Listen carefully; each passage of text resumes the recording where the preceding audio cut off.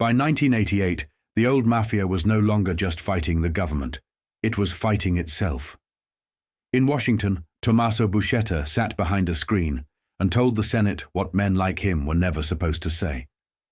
The Sicilian Mafia, he said, had been broken from the inside. Not by morality, not by age, by money, drugs, and greed. Once, there had been rules, respect, loyalty, omerta, silence. Now the drug trade had changed everything. Before, Buscetta said, the Mafia wanted nothing to do with drugs. Drugs brought attention. Drugs brought heat. Drugs brought federal agents, prosecutors, informers, wiretaps, headlines. But then the money became too large to resist. In Sicily, narcotics became the center of the business, and everyone around it got rich. That was when the code started to die. John Keeney of the Justice Department put it plainly. When things got tough, the smart ones changed sides. The number of mobsters flipping to the government was now unlike anything the government had seen before. The Senate Permanent Subcommittee on Investigations, led by Senator Sam Nunn of Georgia, was opening the most serious organized crime hearings since Joseph Valachi had sat before the same committee in 1963 and gave America the phrase La Cosa Nostra. 25 years later, the names had changed. The structure had changed. The old men were gone, in prison, or dying. But the families were still there. The FBI listed the bosses. In New York, John Gotti had the Gambinos. Vincent Gigante had the Genovese. Vittorio Amuso was tied to the Lucchese's. Carmine Persico Jr. remained the Colombo boss. Philip Rastelli still carried the Bonanno name. Outside New York, the map was still crowded.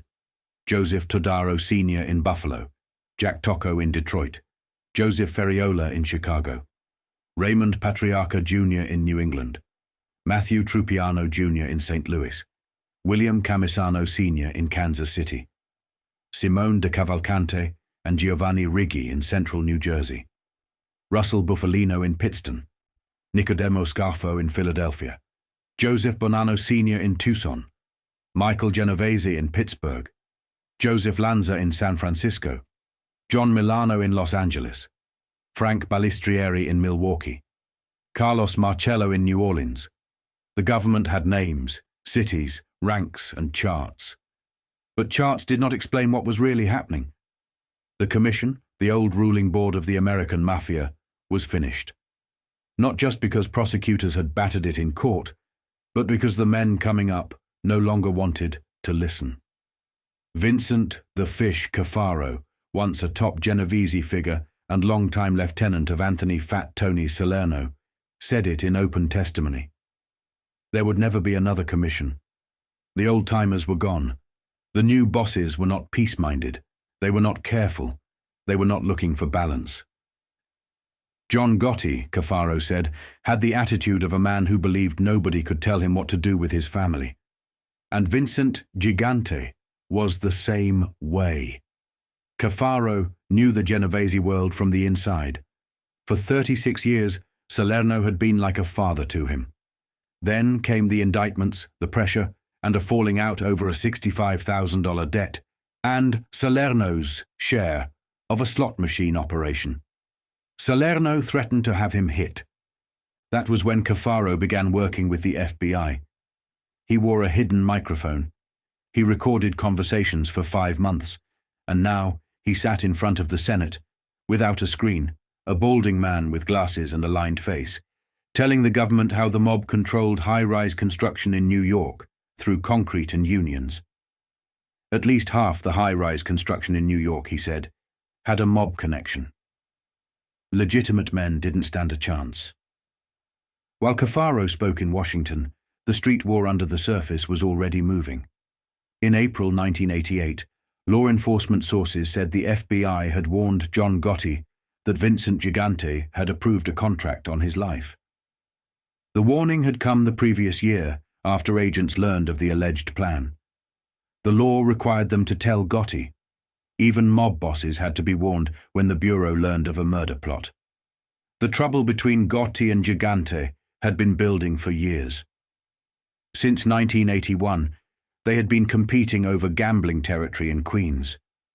A Genovese soldier named FedeRico Fritzie Giovanelli had opened gambling spots on ground Gotti considered his own.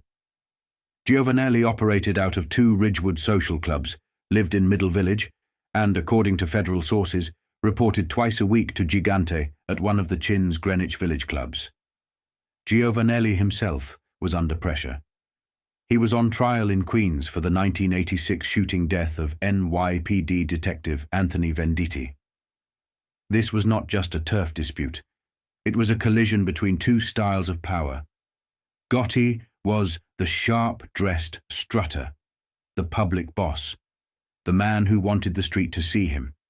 Gigante was the opposite. Vincent Louis Gigante was 60 years old, 6 feet tall, about 200 pounds, heavy-faced, thick-lipped, with a broken boxer's nose that turned to the side. He had once fought as a light heavyweight and finished with a record of 21 wins and 4 losses. But by the late 1980s, the image he showed the world was something else entirely. On warm afternoons, lawmen said, he would wander out of his mother's apartment on Sullivan Street in Greenwich Village, wearing a cheap bathrobe, mumbling, slobbering, pretending to be mentally ill. Bodyguards stayed close. He would shuffle into the Triangle Social Club, where a seat was always waiting for him at a pinochle game. From that chair, prosecutors believed, he controlled the Genovese family. His act had worked before. In 1973, bribery charges in New Jersey were dismissed after claims of mental incompetency. FBI men had a name for it, Genovese-itis. One lawman put it better. The chin was crazy like a fox. Gigante's roots went all the way back to the old neighborhood and the old bloodline. The Genovese family had been created in 1931 by Charles Lucky Luciano. Frank Costello later took over and ran it for 19 years.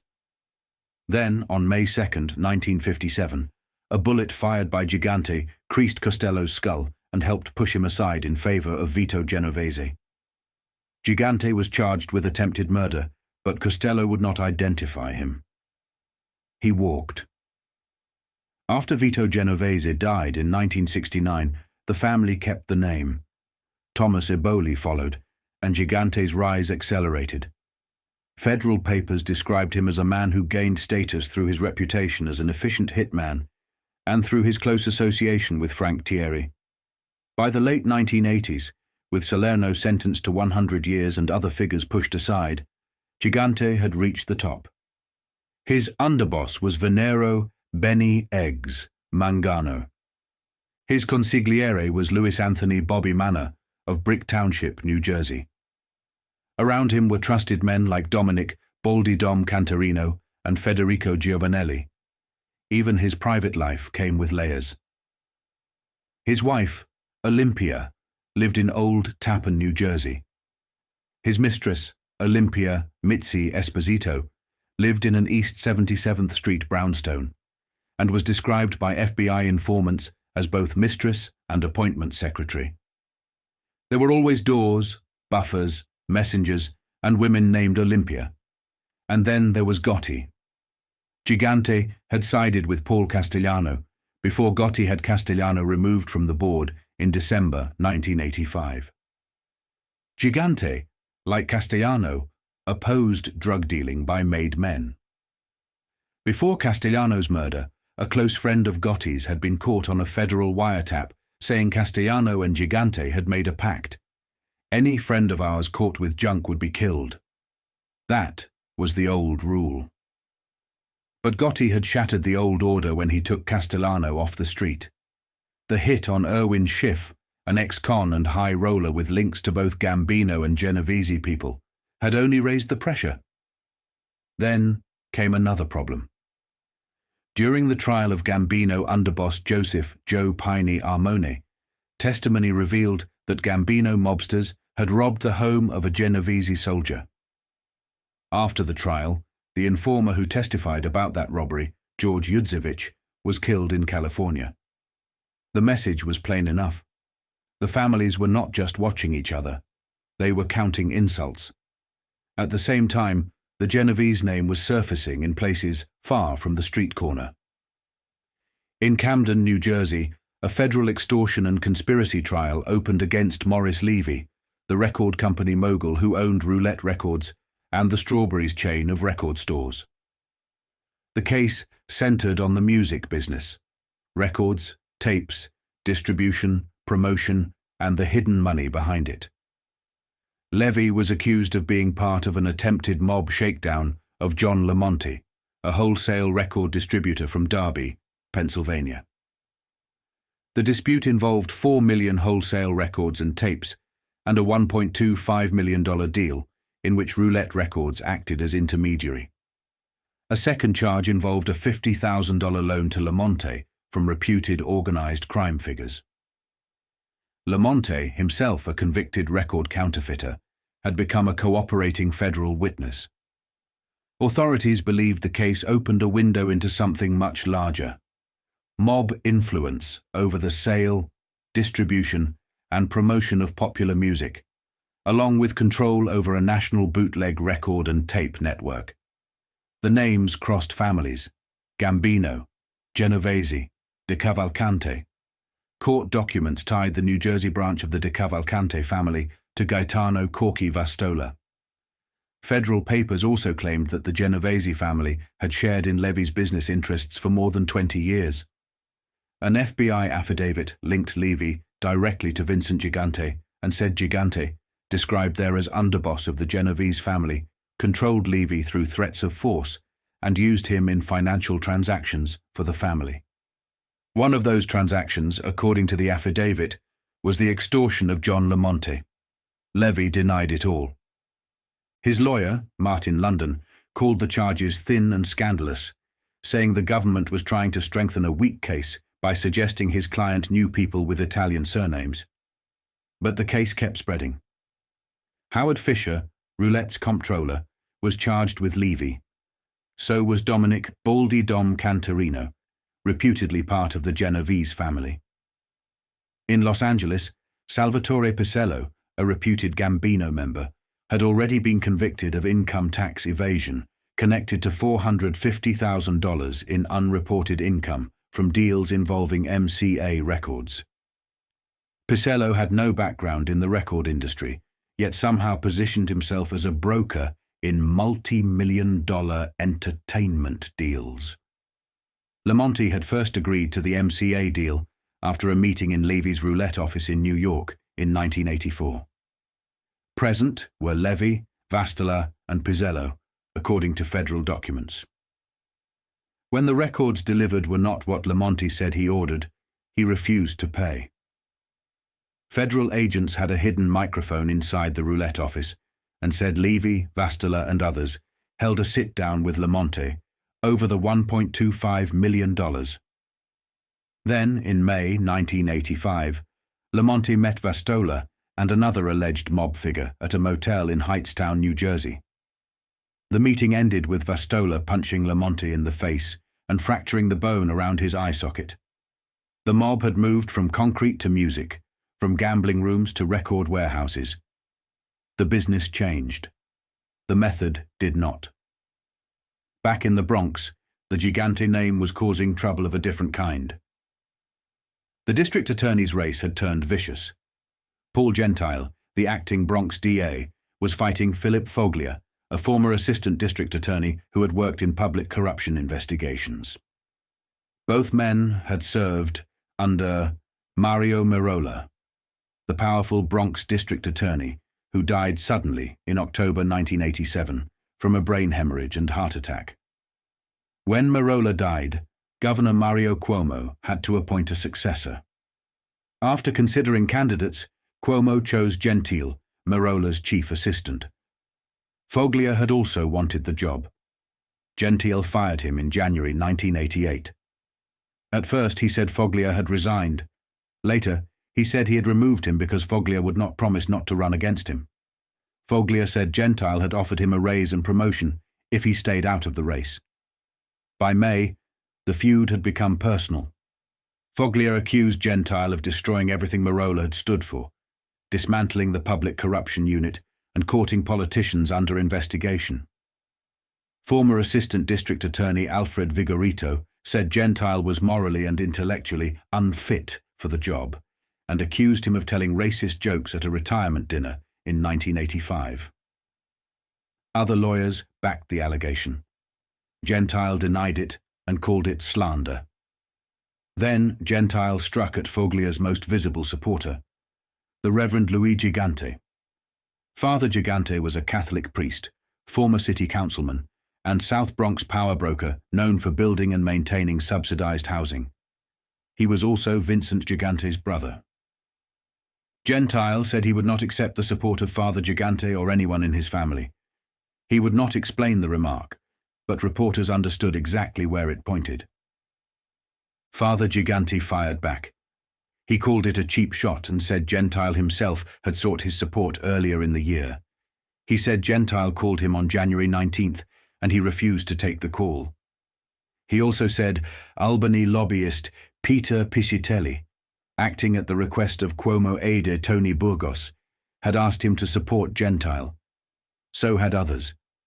Gigante said he rejected them all. He had known Foglia for years. He had married Foglia and his wife. He had baptized their children. That was where his support was going. The Bronx race had become a street fight dressed up as politics, confidential funds, corruption units, judges, lobbyists, priests, party bosses, family names, and the shadow of a dead patriarch over all of it. Then another Genovese problem surfaced in New Jersey. John DiGilio disappeared. DiGilio was 54, a burly ex-boxer from Bayonne, a reputed Genovese figure in New Jersey, and a man with a reputation for wild courtroom theatre. He had been a loan shark, a ranking mobster, and a constant headache for law enforcement. He shadowboxed during hearings. He challenged a prosecutor to a fight. He punched a co-defendant in court. He sued the federal government for $1 million. He had also learned how to delay cases. One dragged on for 11 years. Now, he was gone. His wife, Ellen, reported him missing on a Saturday night. She said she had last spoken to him on Thursday. He had missed a Friday meeting with his lawyer, Larry Bronson. His sentencing was set for May 20th on a 1977 loan sharking charge that could put him away for 25 years. Only a month earlier, acting as his own lawyer, DiGilio had won an acquittal on federal racketeering charges. State Police Superintendent Clinton Pagano, who had followed DiGilio for 20 years, said he hoped DiGilio had gone fishing and would show up the next day. But he would not bet his paycheck on it. Pagano doubted they would ever see him alive again. Investigators believed DiGilio had made himself too visible and too unpredictable. There was talk that higher-ups were tired of his antics. There was also fear he might cooperate rather than spend the rest of his life in prison. If he had been killed, law enforcement sources said, the order likely came from inside the Genovese structure in New Jersey, from the faction headed by Bobby Manna, under the overall rule of Vincent Gigante. There had been bad blood between DiGilio and Manna. There had also been trouble between DiGilio and Venero Benny Eggs Mangano. If another family had done it, one investigator said, it would mean war. And that did not seem likely. The Genovese family had always prided itself on discipline. Quiet power. Layers of command. Men who did not talk unless they had to. But by 1988, even that family was under pressure from every side. Senate hearings, turncoats, music industry cases, construction probes, New Jersey disputes, and a brewing confrontation with John Gotti. The old bosses had once survived by staying invisible. Now the newspapers were naming them, the FBI was charting them, witnesses were describing them, and every dispute, from a Queens gambling spot to a Bronx political endorsement, seemed to lead back to the same few names. Vincent Gigante, Bobby Manna, Benny Eggs Mangano, Baldy Dom Canterino, FedeRico Giovanelli, and John Gotti, standing across from them, loud, public, and unwilling to take advice from anyone.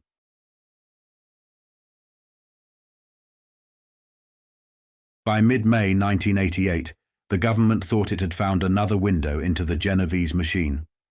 This time it was not concrete. It was not the waterfront. It was music. Morris Levy, the owner of Roulette Records, was on trial in Camden, New Jersey, with his comptroller Howard Fisher and Dominick Baldy Dom Canterino, a reputed Genovese figure. The charge was conspiracy, an attempt to take over the wholesale record business of John Lamonti, a Derby, Pennsylvania distributor, after a $1.25 million deal went bad. To prosecutors, the case was bigger than one record shipment. It was about how organized crime had pushed its way into the music business: distribution, bootlegs, cut-out records, promotion money, and the hidden force behind men who looked legitimate on paper. Federal law enforcement believed Canterino was the bridge, the conduit, the man who connected Morris Levy to Vincent the Chin Gigante. But inside Judge Stanley Brotman's courtroom, the government hit a wall. Prosecutors wanted FBI agents to explain the relationship between Levy, Canterino, Vastola, and Gigante. They wanted the jury to understand why men in the room treated Canterino with a certain kind of respect.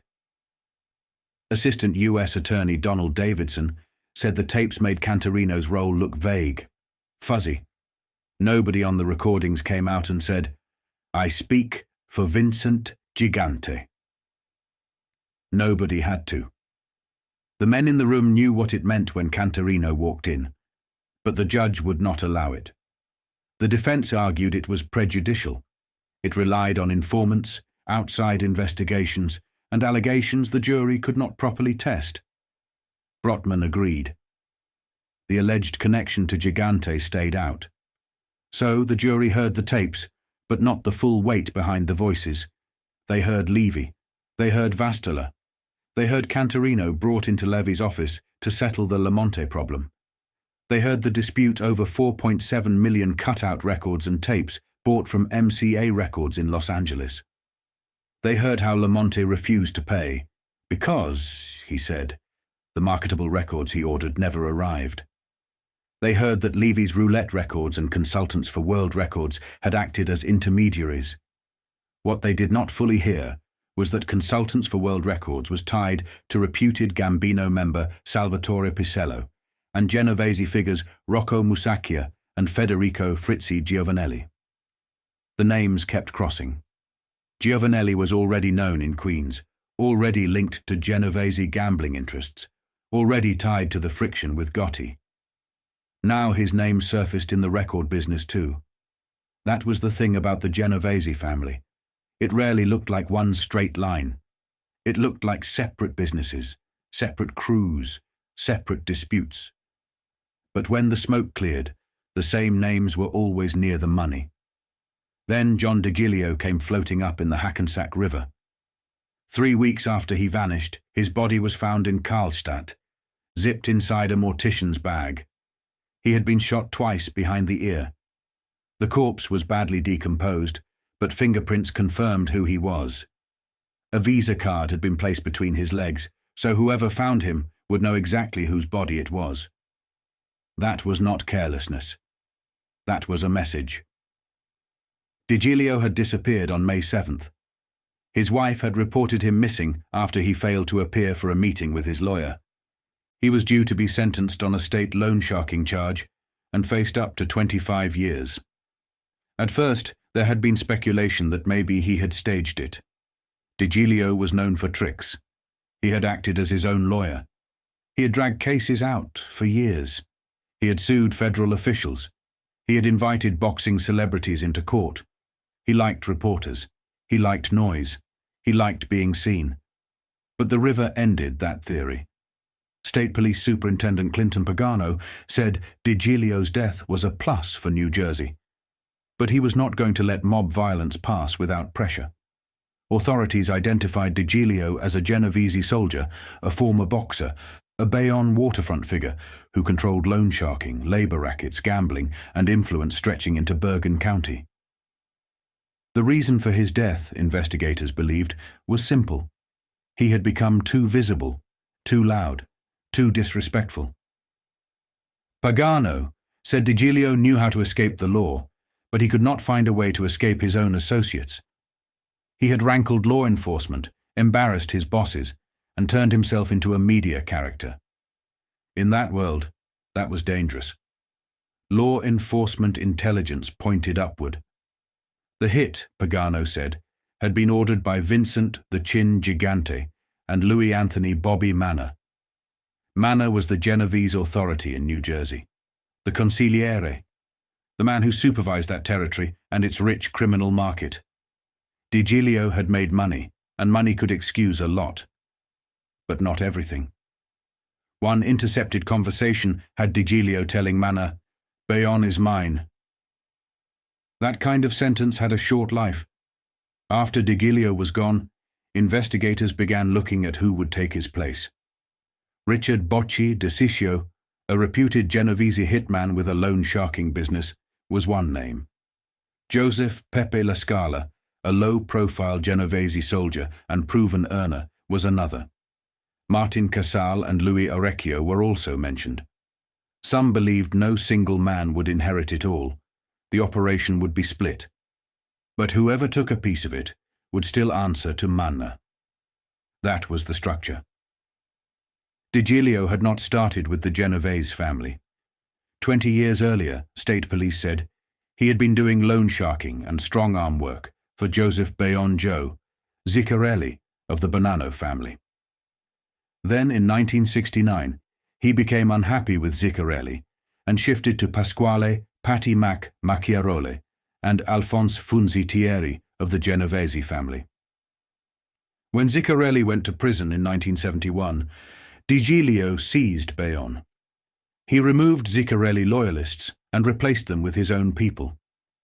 For years, he survived through violence, timing, and legal delay. He spent only 9 months in federal prison in Kentucky. That was it. Then, he crossed the wrong line with the wrong men. By June, the Genovese name was no longer just showing up in mob cases. It was poisoning Bronx politics. Paul Gentile, the acting Bronx district attorney, had tried to use old, unverified FBI information against his rival Philip Foglia. The allegation was that Foglia had leaked confidential organized crime information to Father Louis Gigante, the activist priest and former city councilman whose brother was Vincent Gigante.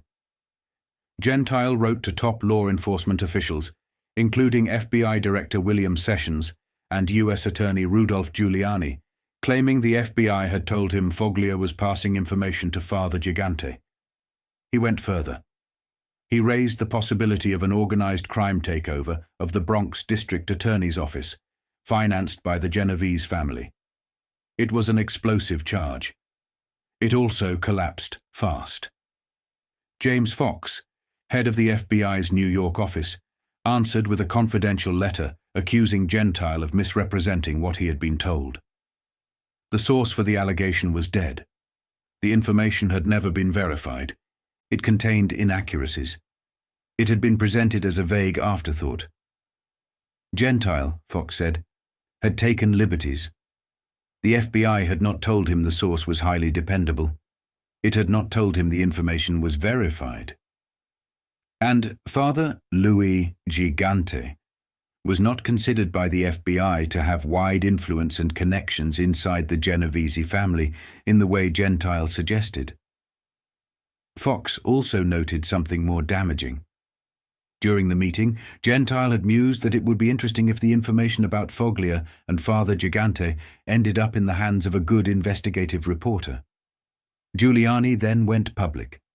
He called Gentile reprehensible, sneaky, a political phony, a man using unverified law enforcement material to smear an opponent. Gentile denied it. He said the allegations still needed investigation. Giuliani answered that the FBI had already evaluated them and found them unserious. Gentile knew that Giuliani said and was trying to smear someone anyway. The fight became a spectacle. Gentile said he would not resign. He asked Attorney General Edwin Meese to appoint an independent counsel, claiming Giuliani was biased. Giuliani said, Gentile had told lie after lie and had taken the dirty road. The Genovese name had become political ammunition, even without Vincent Gigante saying a word. Then, on June 29th, the feud between the Genovese and Gambino families broke into the open. Federal prosecutors in New Jersey indicted 22 mobsters, union figures, and construction officials. The charges included bookmaking, extortion, murder, and a plot to kill John Gotti and his brother Gene. The indictment named Louis "Bobby" Manna as the man who orchestrated the plot. To law enforcement, this was no ordinary murder plan. This was a move against the boss of the Gambino family. If it had gone through, one ranking New Jersey source said it could have triggered a war. The Genovese side believed the Gottis were moving into profitable operations on the New Jersey waterfront and in New York. That was the public explanation. But under it was something larger, a fight to fill the vacuum left by convictions, murders, and the collapse of old authority. The old commission was dead. The new bosses were making their own moves. The FBI had already warned Gotti the previous fall that Gigante had approved a contract on his life. Now the indictment gave the warning a shape. Bobby Manna, the Genovese consigliere, was accused of plotting the murder with Martin Motz Casella, Richard Bocci DeCiccio, James Jimmy Knapp Napoli, Rocco Rocky Napoli, John DeRico, and Frank Dipsy Daniello, a retired Hoboken police lieutenant. The plan, authorities said, was to kill John and Gene Gotti in a public place. The arrests came before dawn. 55 teams of federal agents moved across New Jersey, New York, and Pennsylvania. The investigation had lasted 13 months and relied on electronic surveillance from 2 Hudson County restaurants. Manna, Casella, and DeCiccio were also charged with plotting and carrying out the murder of Irwin Schiff, the 350-pound swindler killed in an Upper East Side restaurant in August 1987. Schiff had been tied to major frauds and had dealings with both Gambino and Genovese people. Authorities were still unsure exactly why Schiff had been killed, but they believed his murder was connected to the same Genovese-Gambino feud. And DiGilio's death was not far behind it. Law enforcement believed Manna and other Genovese figures were also behind DiGilio's murder. The river, the mortician's bag, the bullets behind the ear, it all fit the same season of violence. At Gotti's Bergen Hunt and Fish Club in Ozone Park, a man outside said Gotti was not there. At Gotti's house in Howard Beach, a nephew said no one inside had anything to say. Gene Gotti, already on trial in Brooklyn federal court on drug charges, called the murder plot allegations nonsense through his lawyer, but the meaning was clear. The Genovese family had not accepted John Gotti's rise as a settled fact. Gotti had taken out Paul Castellano without commission approval. He had made himself famous. He had made himself visible. He had brought cameras to the sidewalk and heat to everyone around him. To the Genovese mind, that was not strength. That was danger. Gigante did not perform for the cameras. He shuffled in a bathrobe. He played crazy. He hid behind layers. His people spoke through clubs, restaurants, union men, loan sharks, record men, and old street soldiers who understood silence. But silence was getting harder to maintain. By the summer of 1988, the names kept surfacing in public records and newspaper columns. Morris Levy, Dominick Canterino, FedeRico Giovanelli, John DiGilio, Bobby Manna, Richard DeCiccio, Martin Casella, Vincent Gigante. And across from them, John Gotti, loud, defiant, surrounded by attention, standing in the space left by the dead old order. By July 1988, even law enforcement could see it plainly. The Mafia still had names, still had crews, still had money, but the old command structure was gone. Fred Martins of the Pennsylvania Crime Commission called it a bankruptcy of leadership. For more than 50 years, the 5 New York families had been held together by the Commission: Genovese, Gambino, Lucchese, Bonanno, and Colombo. It was supposed to settle disputes before they turned into bodies. Ronald Goldstock compared it to the United Nations Security Council. But after the Commission trial in 1986, that system had been gutted. Bosses were convicted. Paul Castellano was murdered in the street. The old order did not just weaken, it came apart. That was what made the Gotti plot so dangerous. When the Commission worked, a dispute like this might have gone through channels. The Gambinos could ask permission to expand. The Genovese could object. Somebody could mediate. Somebody could cool it down. Now there was no one left with that kind of authority. The fight was over northern New Jersey. Gambling, loan sharking, labor rackets, waterfront money. Nicodemo, Little Nicky. Scarfo's hold had been weakened by prosecutions, and the territory was suddenly open. The Gambinos wanted in. The Genovese were not giving it up. On the tapes, Louis Bobby Manna and his people understood the stakes. After Gene Gotti was mentioned as a target, James Jimmy Nap Napoli said they would all be paying for it. He knew what it meant. You did not plot against John Gotti and expect the street to stay quiet. The difference between Gotti and Gigante made it worse. Gotti was public, expensive, and theatrical. He dressed like a man who wanted to be photographed. Gigante was the opposite, a sly fox, a heavy-set former prizefighter operating out of a plain Greenwich Village club, hiding behind bathrobes, bodyguards, and silence. But the silence was cracking. In Newark, prosecutors were closing another case against the Lucchese family's New Jersey arm. The trial had already lasted 19 months, one of the longest federal criminal trials ever. Michael Tattetta was accused of running the operation on the street while reporting to Anthony Axaturo in Florida. The government laid out more than a decade of surveillance.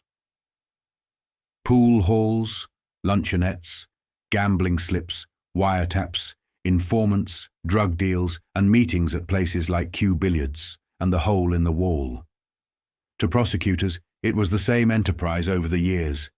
Same men, same rackets, same system. And even there the Genovese name appeared. On one tape, Michael Perner listened, as another man said he had spoken with Vincent "the Chin" Gigante and Bobby Manna. Prosecutors said that was how these groups worked. They did favors. They exchanged courtesies.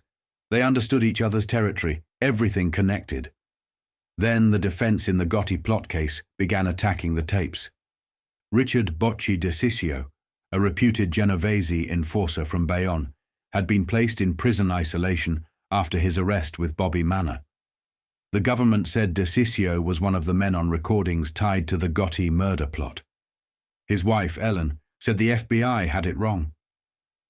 "That is not my husband," she said.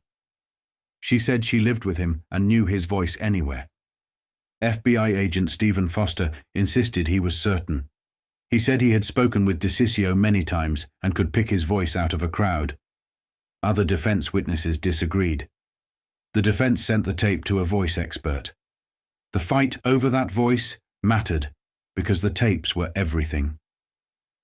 The FBI had planted bugs in Casella's restaurant in Hoboken and other locations, gathering hundreds of recordings, roughly 800 tapes packed into dozens of cartons. Those recordings picked up talk of the Gotti plot, the Irwin Schiff murder, and the Genovese Gambino struggle for New Jersey. The government called it conspiracy. The defense called it talk. Martin Motz Casella, the Hoboken restaurateur whose place allegedly served as Manna's headquarters, wanted release under house arrest. His lawyer said the men on the tapes were only discussing newspaper stories about Gotti. They were talking about how hard it would be to kill someone like him, not planning to do it. The judge, Mary Ann Trump Barry, was not convinced. On one tape, Casella threatened to put a chair over someone's head. The judge said he did not exactly sound like Saint Francis of Assisi. Prosecutors said the recordings were more than tough talk. Men on the tapes said things like they wanted to be the one to tell someone Gotti had been shot, and that the only way to get Gotti was to set a trap. Barry had already ordered Manna held without bail. She said the transcript showed Manna intended to choose the hit team. She also could not ignore the danger that innocent people might be caught if Gotti's side retaliated. Then came the voice expert. Oscar Tosi, a speech identification specialist from Michigan State University, testified that the disputed voice was not DeCicio's. He compared the FBI tape to a recent recording of DeCiccio and said the voices were absolutely different. He placed his certainty at 95%. The similarity, he said, was one of the lowest he had ever found. He admitted he was not infallible. Stress, pitch, or a deliberate attempt to disguise a voice could affect results. But his conclusion was clear. The defense had found a crack in the government's wall. But by then, the public had something even more damaging than tapes. Vincent the Fish, Cafaro, had given them the inside of the Genovese family. His affidavit began simply. His name was Vincent Cafaro, known as Fish. He remembered the day he became a member of the Genovese family. For Cafaro, the street began when he was 17 and was arrested with 2 ounces of narcotics. His grandparents went to Anthony Fat Tony Salerno for help. Salerno got him a lawyer and gave him advice. Leave the junk alone. If he needed money, steal. Cafaro listened. He robbed stores for a few years, got married, worked a legitimate job, and stayed close to Salerno. Around 1958, Salerno asked if he wanted to work in a numbers office. Cafaro said yes, and stayed with him for the next 25 years. By 1974, Cafaro was ready to be straightened out. He was told to meet the bosses of his Bogata in a parking lot on Canal Street. From there, he was taken to the basement of a restaurant in Little Italy. On the table were a gun, a knife, a pin, alcohol, and tissue. Frank Funzi Thierry asked if he knew why he was there. Cafaro said no. Thierry asked if he wanted to become a member. He could accept or refuse with no hard feelings. But if he accepted, he belonged to them. The family came first. His wife, his children, his home. Second. Cafaro accepted. Thierry picked up the gun and knife and told him he would live with the gun and die by the knife. Then a piece of paper was burned in Cafaro's hand as he took the oath. If he betrayed Cosa Nostra, he would burn like that paper. Thierry pricked his trigger finger with a pin and told him he had been born again. Now he was Amico Nostra. Now he belonged. Cafaro said the Genovese family was the most powerful Mafia family in New York, and maybe the country. It had hundreds of members, a strict hierarchy, a boss, underboss, consigliere, capo regimes, and soldiers.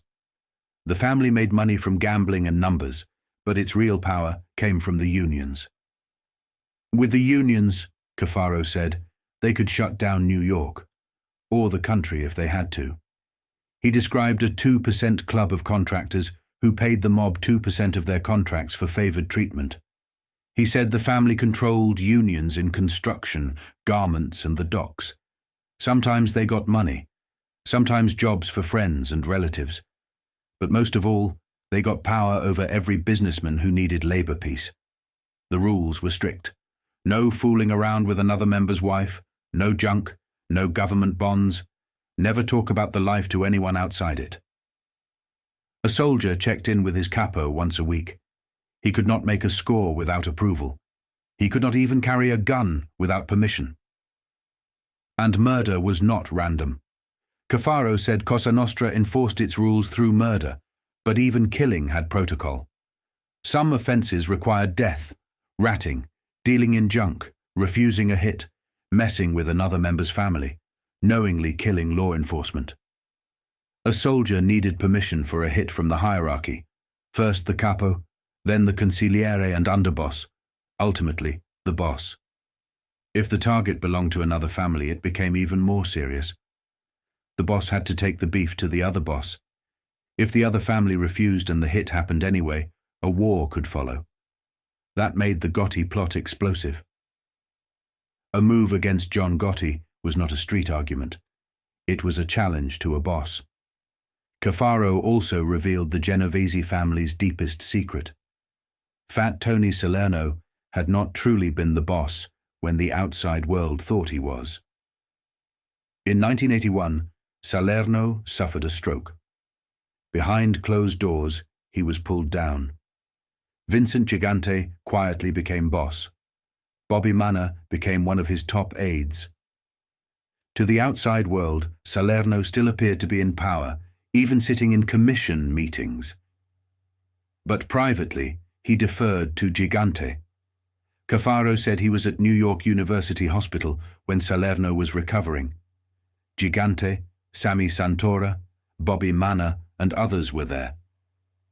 Philip Lombardo was also ill and in the hospital. Later, Salerno told Cafaro it had been decided that he and Lombardo would defer to Gigante. Gigante then told Cafaro his main job was to look after the old man, Fat Tony, and not discuss the change with other members. When Salerno later wanted to return to the city from upstate New York, Cafaro went to Gigante. Gigante said Salerno could return after a few months, but only for personal business.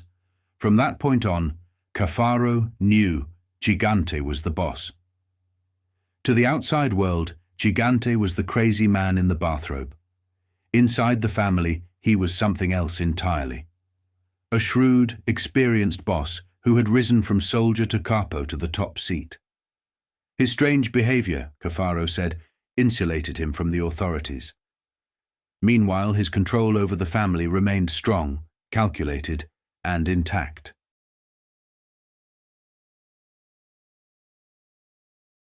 By August 1988, the bodies and indictments were starting to line up. Jack Ciaramella was 42 years old, a suspected Genovese associate from Franklin Lakes. He ran a business called Arid Waterproofing out of Bergenfield. On a Friday night, he was found dead in that office, shot 5 times in the head. It was clean, direct, and unmistakable. Gangland style. Ciaramella's name had already surfaced inside federal paperwork. He was under indictment for alleged antitrust violations, tied to a $90,000 unsecured loan from a Ramsey bank and several $1,000s in certificates of deposit. But that was only the paper case. The heavier allegation was in a sealed FBI affidavit. According to that affidavit, Ciaramella was part of a gambling enterprise headed by Louis Anthony Bobby Manna, the Genovese consigliere in New Jersey. Manna had already been indicted in June, with 21 others on racketeering charges, including the murder of Erwin Schiff and the plot to kill John Gotti. Ciaramella had not been indicted with the Manna Group, but the FBI had him close to the machinery. Informants said he bribed members of the Bergen County gambling squad so he could operate. One source claimed he used an Englewood Cliffs police officer to intimidate people and collect gambling debts. Another said an associate told Ciaramella another $200 a week was needed to pay off cops. There was also talk that one of Ciaramella's associates had a direct line into the Hudson County Prosecutor's Office for protection. In March 1986, informants told the FBI that Manna and Vincent Gigante had allowed Ciaramella to take over a large numbers operation in the Bayonne-Hoboken area. That mattered. Nobody simply took over territory like that.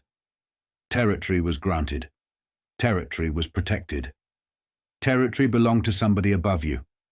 When Ciaramella was arrested on gambling charges in 1987, reputed Genovese capo Louis Streaky Gatto was said to be furious, believing federal investigators had pushed Bergen County authorities into making the arrest. Now Ciaramella was dead. Bergen County prosecutor Larry McClure would not say whether the murder was meant to stop him from talking. He did not have to. In that climate, every dead associate raised the same question. Who was he about to hurt? At the same time, the Genovese reach was being mapped onto one of the biggest construction projects in America. Newport, a $10 billion waterfront development in Jersey City, built on 400 acres near the Holland Tunnel, where warehouses and railroad depots once stood. It was supposed to symbolize the rebirth of the Gold Coast: office towers, a mall, housing, shops, money, cranes, steel, concrete, and a new skyline rising out of old industrial land. But according to Justice Department documents, the old Hudson County disease had arrived before the project could fully rise. Organized crime. The FBI believed the Manna faction of the Genovese family had infiltrated Newport through labor unions, laborers, bricklayers, ironworkers, locals that could make a construction site move or stop dead. The unions were allegedly being run not from proper offices, but from restaurants: the Village Coffee Shop in Jersey City and Casella's restaurant in Hoboken. That was where the business was handled. That was where the jobs were discussed. That was where the tribute moved. The affidavit said Rocco "Rocky" Napoli, a Genovese-linked figure and business agent of laborers Local 21, controlled a key subgroup for the Manna organization. Napoli's people allegedly handled extortion, unlawful payments to labor organizations, employee benefit fraud, ghost jobs, and the buying of labor peace. Every morning, according to the FBI, Napoli and his associates met at the Village Coffee Shop between 8 and 10 to discuss non-union workers at Newport and how contractors would pay if they wanted peace. In the afternoon, Napoli went to Casella's to report up to Manna and Martin "Motz" Casella. Local 21's own phone records told the story. During the surveillance period, hundreds of toll calls billed to the union were made from the Village Coffee Shop and Casella's restaurant. None were made from the union's official office on Beacon Avenue. The office was a front. The restaurants were headquarters. The affidavits described kickbacks, threats of strikes and slowdowns, no-show jobs, and the placement of friends and relatives on payrolls. Contractors paid to avoid trouble. Workers were put on the books just enough to get benefits, then paid off the books for the rest. Ghost employees collected from jobs they did not work. Relatives and associates were taken care of. The FBI compared the scheme to double-breasting, a corrupt arrangement where employers avoided full benefit payments while unions looked the other way. The central requirement was always the same: a corrupt union official. The Genovese family understood construction because construction was leverage. If you controlled labor, you controlled time. If you controlled time, you controlled money. And in a $10 billion project, even a small percentage became a fortune. Vincent Cafaro had already explained the principle. Gambling brought cash, but unions brought power. With the unions behind them, they could make or break construction, garments, the docks, whole industries. Newport showed what that meant in practice. On one FBI tape from August 5, 1987, a man identified only as Tom came to Casella's chariot room, asking Manna about a job for his son at Newport. Manna asked who the boy had to see. Tom said Rocco. Casella said not to worry. Manna made it simple. If Rocco was the guy, the job was his. In another conversation, James "Jimmy" Knapp. Napoli asked his son Rocco to get a supervisory job for a man called Big Bob, but made clear the man should not have to work. Rocco said it would take a few weeks to lean on the contractors and find him a position. That was the system. Jobs for friends. No work. Contractor pressure. Union muscle. Everyone paid. The affidavits also tied contracts to Genovese associations. RAIA, Concrete, allegedly received concrete supply work because of its association with Genovese member Larry Dentico. Whisper Concrete, linked to Louis Gatto, received concrete cutting work. Speranza Brickwork was pushed through conversations involving local 45 ironworker delegate Jim "Chubby" Kearney and Rocco Napoli. One associate, Thomas Trolleycar Falacara, was allegedly getting a no-show job from Speranza.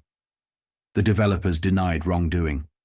The Lefrak organization said it had fought organized crime, not welcomed it. Their attorneys pointed to praise from Governor Mario Cuomo and Mayor Ed Koch, both of whom had described Samuel Lefrak as a builder willing to stand against mob influence in construction. But the federal affidavits were not about press releases. They were about the men in the restaurants. And one conversation stood out. In Casella's chariot room, Manna spoke with a man identified only as X. The man asked whether the $700,000 he sent could be linked back to him. Manna said it had been used to buy the board. The meaning of the board was still unclear, according to the affidavit. The identity of X had not been confirmed, but the FBI believed the conversation fit its theory, that people connected to the Newport project had to dispense favors and pay tribute through the Manna Group if they wanted to do business without interference. That was the power of the Genovese family in New Jersey. Not just gambling rooms, not just loan sharks, boards, unions, contractors, jobs, concrete, waterfront land. By late August, the music case came back into view. Judge Stanley Brotman upheld the conspiracy convictions of Morris Levy and Dominick Baldy Dom Canterino in the Roulette Records case, but overturned the conviction of Howard Fisher, Levy's comptroller. The tapes, Brotman said, were enough against Levy and Canterino, but not against Fisher. There were no statements by or to Fisher that proved he knowingly joined the extortion scheme against John Lamonte. Levy and Canterino remained convicted. The case had begun with a $1.25 million record deal involving millions of discount records and tapes from MCA Records in Los Angeles. Lamonte said Roulette skimmed the best material and sold it elsewhere. When he refused to pay, he said he was threatened and beaten. Federal authorities identified Levy as an associate of Vincent Gigante and said the Genovese family had shared in Levy's business interests. Canterino, they said, was the conduit between Levy and Gigante. The judge had kept much of that relationship away from the jury, but the conviction still stood. Then the Bronx race returned to the Gigante name. Philip Foglia, running for Bronx District Attorney, accused rival John Klotz of making anti-Italian statements during the campaign. The fight broke open when Klotz pressed him about his relationship with Father Louis Gigante, whose brother Vincent was still being described in the press as the head of the Genovese family. Foglia cut him off. Every time an Italian-American ran for office, he said, someone tried to suggest organized crime was involved. It had happened to the governor of New York. It was happening to him. Paul Gentle had tried the same thing and was now out of the race. The allegation that Foglia had leaked organized crime information to Father Gigante had already been discredited by law enforcement. Gentle denied leaking it, but the damage had been done. He had left the race after the scandal around the FBI file, the accusations, and the collapse of his credibility. Foglia defended his record. He said he had pursued organized crime figures as a Bronx assistant district attorney and as part of the U.S. Attorney's strike force. Still, the pattern was clear. Vincent Gigante did not need to appear. His name was enough to bend a campaign. In October, Father Louis Gigante appeared again, this time in the Morris Levy sentencing. He wrote to Judge Brotman defending Levy and denying government claims that Levy had funneled money to the Genovese family through him. He called the allegation a bold lie. He said he was not involved in organized crime and that it was an insult to turn Levy's kindness into a mob payment. The issue was a small parcel of land near Levy's Sunnyview horse farm outside Albany. Levy had sold it to Father Gigante in 1979. The government suggested money or benefit had moved through Louis to Vincent Gigante or the family. Father Gigante gave a different version. He said Levy donated land, labor, and know-how to build a home for a paralyzed church worker from his parish, Irma Cava. Gigante said he paid $57,000 in materials and construction costs and still carried a $32,000 mortgage on the ranch-style home. Before her stroke in 1977, Cava had taken poor children from the parish to visit Levy's horse farm. After she became paralyzed and had trouble speaking, Levy helped build the home so she could recover. To Father Gigante, it was charity. To the government, it was another possible channel. 2 days later, federal attorneys went directly at Vincent Gigante. Not with a murder case, not with a gambling case, with a civil racketeering lawsuit over Teamsters Local 560. The government accused Gigante of exercising control over the 8,500-member Union City Local through mob lieutenants. Local 560 had already been placed under trusteeship by a federal judge after finding it had been frozen under a quarter-century of Mafia domination. Now, for the first time, Gigante himself was being targeted in the government's long fight over the Union. U.S. Attorney Samuel Alito put it cleanly. The government wanted an injunction barring Gigante from involvement with Local 560, which the Genovese family had controlled since the early 1960s. What he controls is the family, Alito said, and the family was still trying to control the Union. The lawsuit also named a trucking company and a lawyer who had performed legal services for Union members. It tied Gigante to the same broader campaign that had already produced indictments for business takeovers, sweetheart labor deals, and Genovese attempts to keep their grip on northern New Jersey. The target had moved upward. For years, the government had attacked soldiers, capos, union officers, trucking men, bookmakers, record men, and restaurant lieutenants. Now it was putting the Chin's name directly into the case. The same day, Anthony Fat Tony Salerno, already serving 100 years, received another 70 years in prison for racketeering tied to construction, bid rigging, extortion, and gambling. The old front boss was buried deeper. The real boss was being pulled into the light. By the fall of 1988, the Genovese family was fighting on every front. Music, construction, unions, gambling, loan sharking, waterfront rackets, political influence, murder investigations, civil racketeering, and a near war with John Gotti. And underneath it all was the same question prosecutors had been trying to answer since Cafaro broke his oath. How do you prove that a man in a bathrobe controls an empire?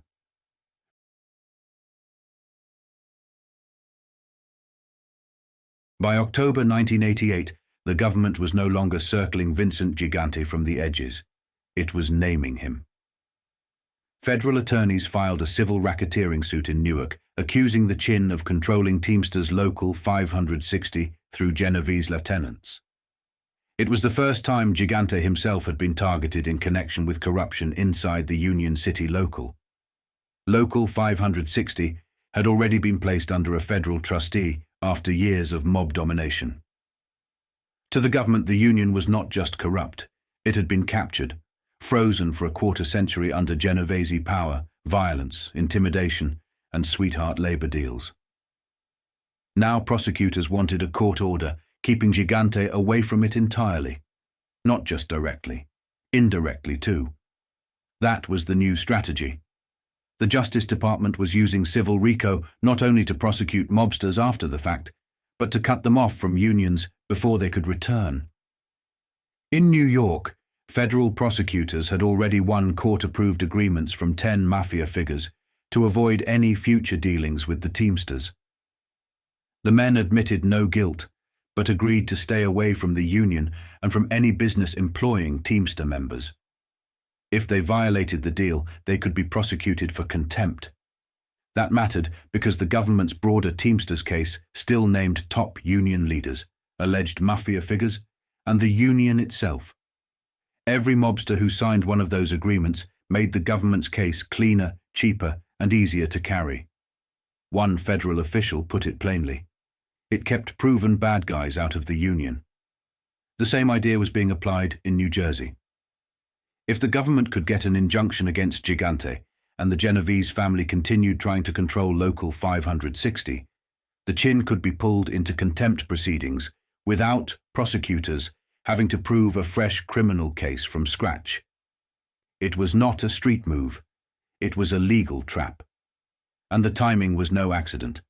The Genovese family was already under pressure from the Manna indictments, the Gotti plot, the Newport construction allegations, the Di Giglio murder, the Levy case, and years of federal evidence tying them to Union power.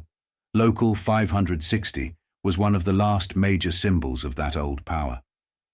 Trucking, labor peace, pensions, jobs, discipline, fear.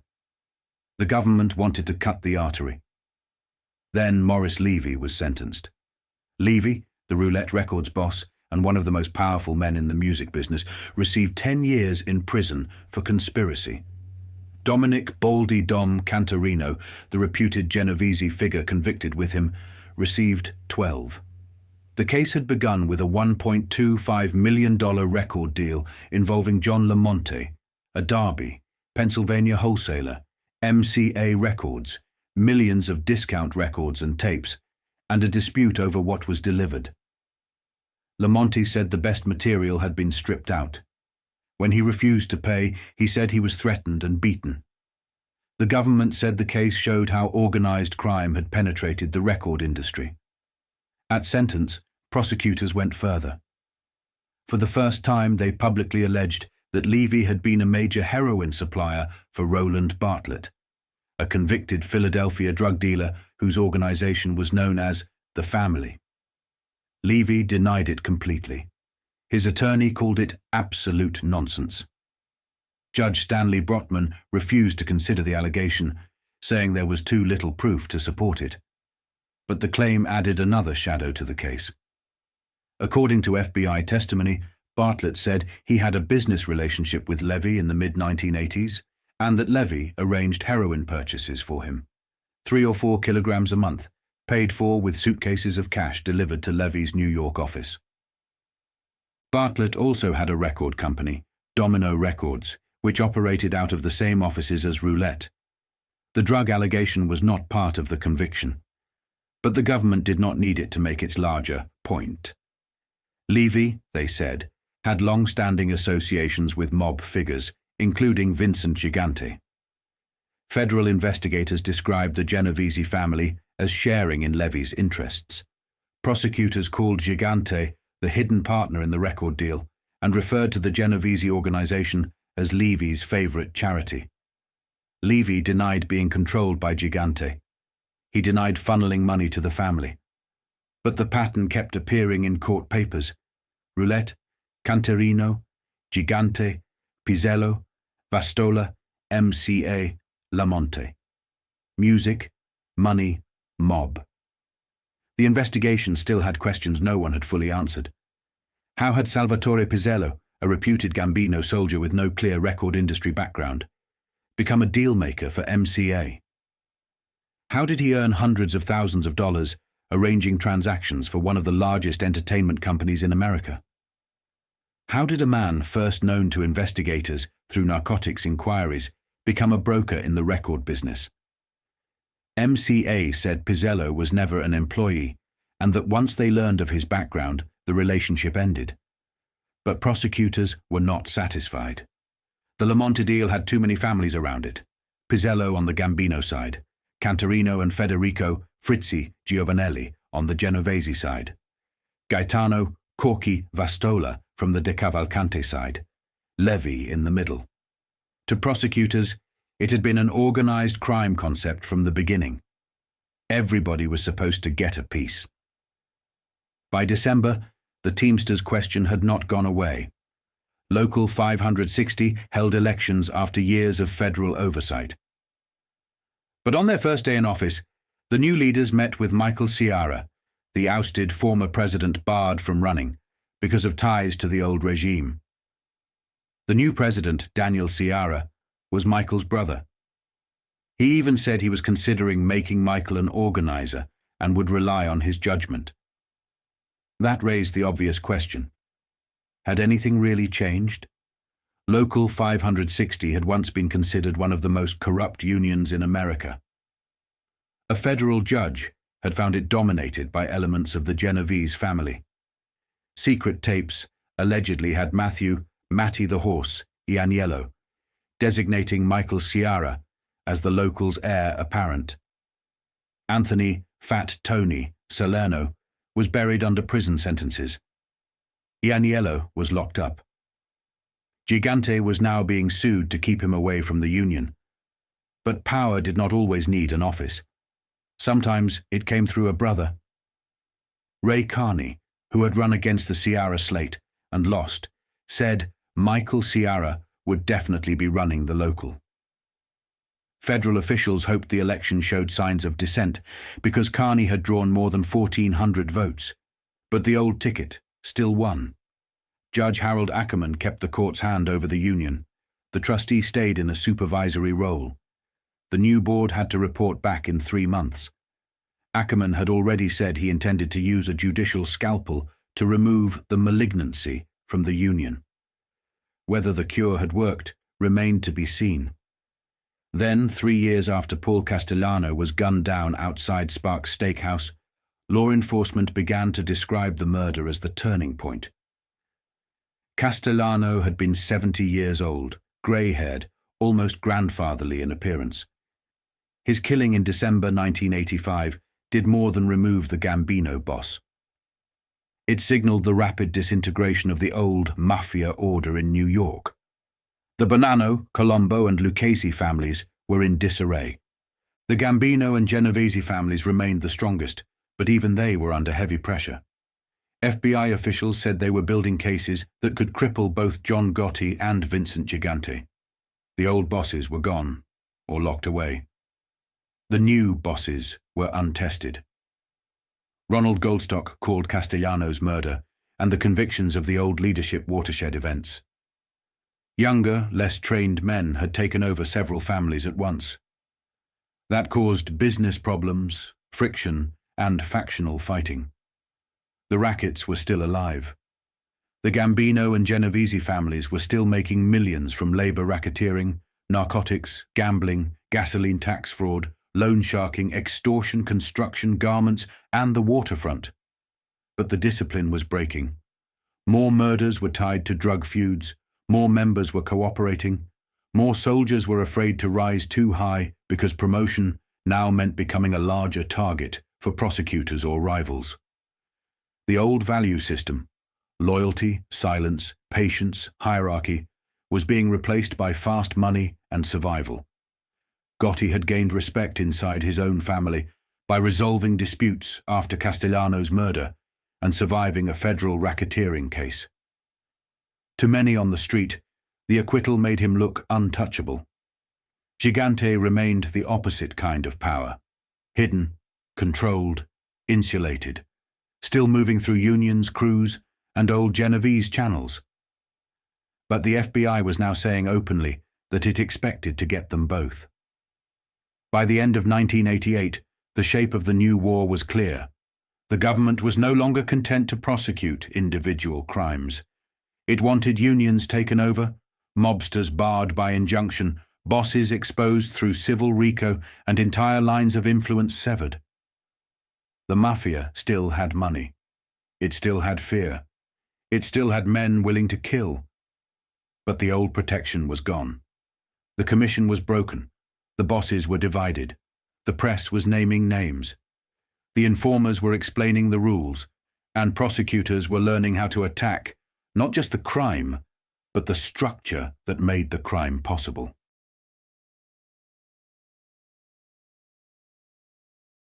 By January 1989, the fight over Teamsters Local 560 had moved into another phase. The government said the union had been victimized for nearly 3 decades by Genovese domination. Defense lawyers said the government was going too far. Now they wanted Judge Harold Ackerman off the case. Ackerman was the judge who had already ordered Local 560 placed under a court-supervised trustee. To the defense, that made him too close to the union's affairs to sit over the new civil racketeering case. They argued his continued role could raise doubts about impartiality. The lawsuit named Vincent the Chin Gigante, New England Motor Freight, and the company's chief executive, Myron Sheville. Prosecutors said Gigante had tried to exert control over Local 560 through extortion, bribery, fraud, and old Genovese channels. They said Matty the Horse Ianiello had pushed Michael Ciara, then president of the Local, to maintain a sweetheart arrangement with the trucking company, and that Ianiello was acting under Gigante's direction. Ciara had not been charged criminally, but he had been barred from union elections. His brother, Daniel, won the presidency on a slate backed by Ciara's supporters. Then the new officers chose Michael Ciara as a business agent. The government moved again. A hearing was set to decide whether Ciara and another former Local 560 official should be temporarily barred from appointed union posts. The message was clear. Even after elections, trusteeship, and indictments, the government believed the old Genovese machinery was still trying to come back through the side door. Then the Manna case opened in Newark. This was not another gambling trial. Prosecutors framed it as one of the most important mob prosecutions in New Jersey history. The target was Louis Anthony Bobby Manna, the Genovese consigliere, the number 3 man, and the alleged ruler of the family's New Jersey interests. The case was built around murder. The headline charge was the plot to kill John Gotti and his brother Gene. Authorities said Manna wanted to stop Gambino incursions into northern New Jersey after Nicodemo Little Nicky Scarfo's power had been damaged by prosecution. The Scarfo vacuum had left gambling, loan sharking, labor rackets, and construction money exposed. Gotti wanted a piece. Manna was accused of deciding that the answer was a hit. The trial would use the first anonymous jury ever seated in a federal case in New Jersey. Jurors would be known only by numbers. No names, no addresses, no workplaces. The court wanted them insulated from outside pressure and fear. Judge Mary Ann Trump Barry understood what kind of case this was. She said it made no pretense of being anything other than an organized crime case. The inner workings of the Mafia would be hammered home. Murder would be the center of it, where the strongest direct examination would land, and where the cross-examination would have to stay. The defendants were Manna, Richard Bocci DeCiccio, Martin Motz Casella, Rocco Napoli, Frank Dipsy Daniello, and John DeRico. James Jimmy Blue Eyes. Napoli, once a senior Genovese figure and former consigliere, had been expected to stand trial, but was severed for health reasons. Manna was the main prize. Authorities said he operated out of the back room of Casella's restaurant in Hoboken. Casella, the elderly restaurateur, was portrayed as his close aide. DeCiccio was described as an enforcer trusted with violent assignments. Daniello was a former Hoboken police officer. Rocco Napoli was tied to labor racketeering and union influence. DeRico was part of the younger Hoboken circle. The government said the tapes would show Manna intended to choose the hit team for John and Gene Gotti, but the case was bigger than the Gottis. Prosecutors planned to tie the Manna group to the murder of Irwin Schiff, the New York businessman killed in an Upper East Side restaurant in August 1987. They said the tapes captured mob leaders discussing how the hit had been carried out. They also planned to bring in the killing of Frank Bok Chung Chin, an electronics expert who had agreed to testify against John DiGilio. Chin was murdered in January 1977 in the basement of his New York apartment. DeCiccio was accused of conspiring in that killing. Then there was Anthony Tony Bananas Caponegro, found in 1980 in the trunk of a stolen car in the Bronx, naked, tortured, shot, and left with torn $20 bills around him. And Nat Maselli, son of Billy the Butcher Maselli, found shot in the head in 1982 after he was suspected of becoming an informant. The government story was not just racketeering. It was a history of discipline by murder. One of the trial's major witnesses was expected to be Vincent the Fish Cafaro. He had once belonged to the Genovese family. He had taken the oath. He had lived under Fat Tony Salerno. Now he was coming into court against the men he once called his own.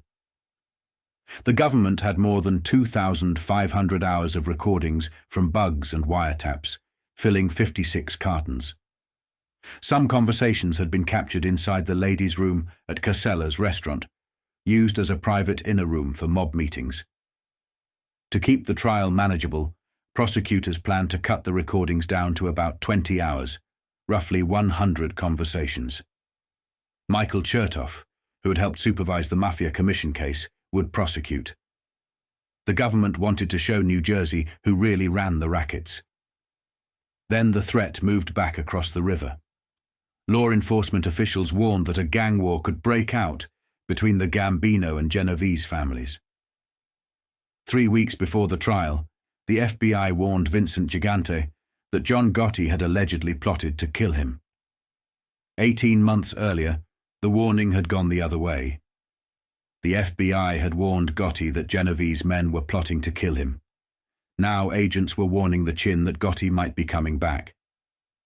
According to sources, Gotti blamed Gigante for the original plot. FBI agent Damon Taylor delivered the warning through Gigante's brothers, Mario, a reputed Genovese member, and Father Luis Gigante in the Bronx. Dominick Baldy Dom, Canterino, was also warned that his life might be in danger. Canterino had been sentenced to 12 years in the Morris Levy extortion case, but remained free pending appeal. Sources said Gotti's people had him in their sights too. Around the Triangle Social Club, Gigante now had more bodyguards than usual. The old bathrobe act continued, but no one in law enforcement was fooled. They said the Chin looked better than he had in years after heart surgery. He moved through Greenwich Village in slippers and a robe, but the government believed he was still the man at the top. That was the contrast.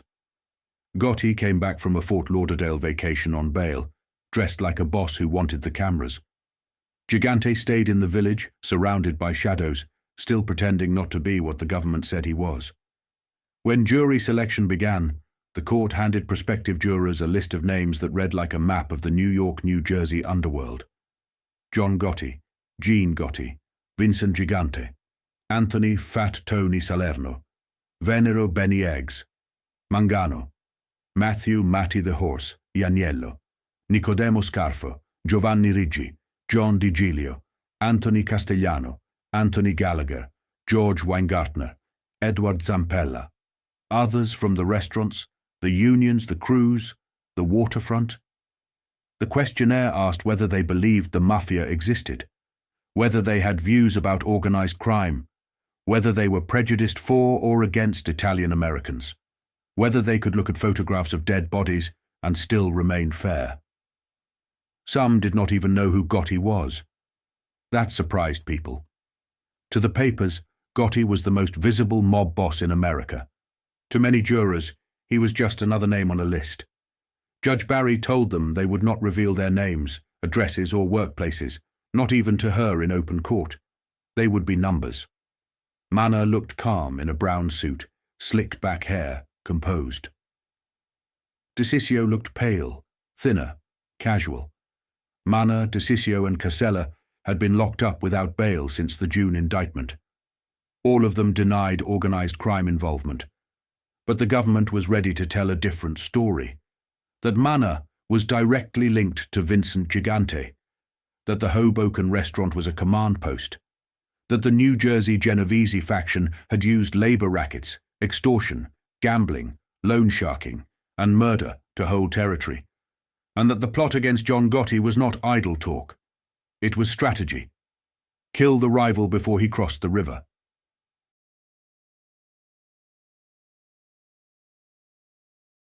By March 1989, the Gotti hit trial was ready to begin. The jury had been picked, 11 women and 7 men, all anonymous, all known only by numbers. It was the first time a federal trial in New Jersey had used that kind of panel. No names, no addresses, no places of work. The court was not taking chances. For 4 days, prospective jurors were screened. They were handed a list of names that read like an underworld directory: John Gotti, Jean Gotti, Vincent the Chin, Gigante, Anthony Fatoni, Salerno, Nicodemo, Little Nicky, Scarfo, John Riggi, John DiGilio, and others. The strange thing was how little some of them knew. Gotti was supposed to be the most famous mob boss in America, the man in the expensive suits, the public boss, the dapper Don. But most of the potential jurors had no idea who he was. Out of the first 14 questioned, only 2 recognized his name. The case itself was built like a war map. On one side was the Gambino family, led by John Gotti and his brother Gene. On the other was the New Jersey faction of the Genovese family, allegedly led by Louis Anthony Bobby Manna, the consigliere and number 3 man in the organization. The government said Manna and his crew planned to kill the Gottis because the Gambinos were trying to move into New Jersey. The territory had become unstable after the prosecution of Nicodemo Scarfo. Gambling, loan sharking, labor rackets, construction money, all of it was sitting there, and nobody at that level ignored open money. Manna, prosecutors said, chose murder as the answer. With him at trial were Richard Bocci DeCiccio, described as the enforcer trusted with violent assignments; Martin Motz Casella, the Hoboken restaurateur whose restaurant allegedly served as headquarters; Rocco Napoli, tied to labor racketeering; Frank Dipsy, Daniello, a former Hoboken police officer described as close to the group; and John DeRico, a younger Hoboken figure. James Jimmy Blue Eyes Napoli, once an old Genovese power and former consigliere, had been cut out of the case because of failing health. The trial opened under heavy security. A shackled Manna arrived at federal court in Newark, calm and controlled, while the government prepared to lay out a case that was bigger than a single murder plot. Prosecutors said they would show the jury not only how the New Jersey Genovese men planned to kill John and Jean Gotti, but how they had planned or carried out other killings across more than a decade. Irwin Schiff, the New York businessman, shot dead in an Upper East Side restaurant in August 1987.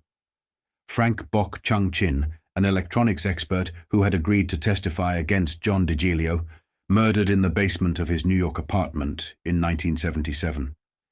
Anthony Tony Bananas Caponegro, found in 1980 in a stolen car trunk in the Bronx, naked, tortured, shot, and left with torn $20 bills. Nat Maselli, son of Billy the Butcher Maselli, shot in the head in 1982 after he was suspected of becoming an informant. The government said the list might not end there. Judge Mary Ann Trump Barry understood what was coming. She called it a Mafia hit case. Murder, she said, would be the sex of the case, the part that would grab the jury, define the trial, and dominate both the direct examination and the cross-examination. The prosecution was led by Michael Chertoff, the same federal prosecutor who had helped supervise the Mafia Commission trial in New York. That mattered. The commission case had broken the old ruling board of the Mafia. Now Chertoff was arguing that its collapse had helped create the very violence on trial in Newark. His theory was direct. For decades, the commission had been the mob's supreme court. When families had disputes, they took them upstairs. Bosses settled things before the streets filled with bodies.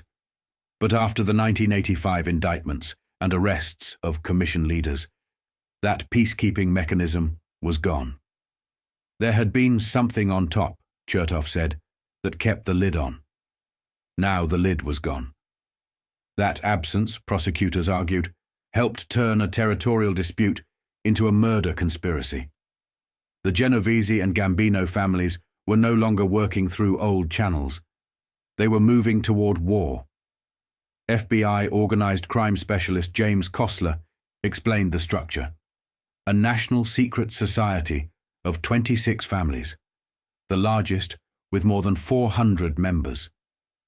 The commission had once included leaders from New York's major families and representatives from Philadelphia, Buffalo, and Chicago. But, since the 1985 prosecution, Kostler said he was not aware of the commission meeting again. The defense pushed back. They suggested the peacekeeping role may not have vanished at all. FBI agents had still seen leaders from different families meeting privately. Maybe the commission had not died. Maybe it had only changed shape. But the government kept the focus on the tapes. The FBI had planted bugs in Casella's restaurant, including in a ladies' room used as a private meeting space. More than 2,500 hours of recordings had been collected. The government planned to play only a fraction of them, but those tapes were the spine of the case. The defense attacked their quality immediately. Some recordings were described as abysmal. Lawyers argued the FBI had trouble with the bugs and that the transcripts could not be trusted. They said the government was hearing what it wanted to hear. Then came the photographs. At trial, prosecutors introduced surveillance pictures taken outside the Triangle Social Club in Greenwich Village in 1984. They showed Bobby Manna near high-level Genovese figures, including Vincent Gigante. Detective John O'Connor testified that Manna was often there, sometimes for as many as 12 hours a day, moving in and out, speaking with other players. For prosecutors, the photographs linked Manna to the top. For Manna's lawyer, Raymond Brown, the word players became a fight. Brown challenged the idea that everyone going into the club was part of a criminal structure. O'Connor held his ground. The government also introduced a tape from the Palmer Boys Social Club in East Harlem, where Anthony Fat Tony Salerno, Matthew Ianiello, and James Ida discussed possible induction of new members into the Genovese family. That set the stage for Vincent the Fish Cafaro. Cafaro walked into court as one of the government's most important turncoats. He had been a Genovese insider, a close associate of Fat Tony Salerno, and a man who knew the rituals, the rules, and the real leadership. He spoke in street language, short and blunt. He described his own induction in 1974 at El Cortile restaurant in Little Italy. In the basement, on a table, he saw a gun, a knife, alcohol, a pin, cotton, and a white napkin. Frank Funzi Thierry told him he could accept or refuse. If he refused, there would be no hard feelings. Cafaro accepted. Thierry pricked his trigger finger. The rules were explained. No drugs, no fooling around with another member's wife, loyalty above everything. Then came the words over the gun and knife. You lived by them. You died by them. The burning paper meant betrayal would bring destruction. Afterward, they kissed him. He was born over again. The family now came first. Cafaro pointed to Bobby Manna in the courtroom and identified him as the Genovese consigliere, the number 3 man. He said Manna had presided over another secret induction ritual. He testified that in 1980, Manna took that high-ranking post in the family.